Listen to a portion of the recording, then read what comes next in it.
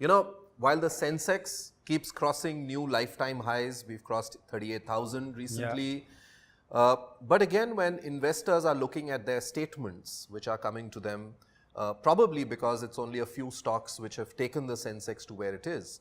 But if you look at the mid-cap universe, and we'll talk about that in a little bit, investors don't seem to feel that their returns are at lifetime highs, in this year.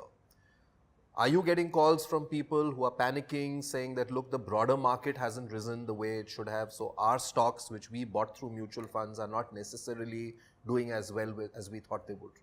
I think, Vivek, what you just said is just spot on. Because what's happening in the last 6 months, precisely, if I look at the period, I think you can take the period from, let's say, January, or to be more specific, the day after the budget came in. So let's say on 1st of February, till now, markets actually, which were on a roller coaster ride for the last calendar year, 2017, just suddenly took a break. And with a lot of changes happening in the global economy as well as the Indian markets, for example, a taxation happening on the long-term capital gain on equities, we just put a setback on the overall markets perspective, followed by concerns on the trade war happening between US and China, because they are the two big daddies in the world, and your oil not helping Indian markets, because I think India imports 40% of the oil consumption, putting pressure on your inflation. So all these things have their own weights around the overall development in the markets and the economy also. So what led to this was that the mid caps, which actually had a very, very nice bull run in the markets for 2017, just took a pause. And eventually it was started to going down, which led to few stocks going up, which were more on the large cap side. And they were actually the superior large caps. And to name of them, there were very, very few 5-6 stocks, which actually constitute a larger portion of your index in the BSE 30. So those 5 stocks which went up, let's say like an HDFC Bank or a TCS or an Infosys or Reliance, actually have a 66% weight of the index. So those stocks led to that rally.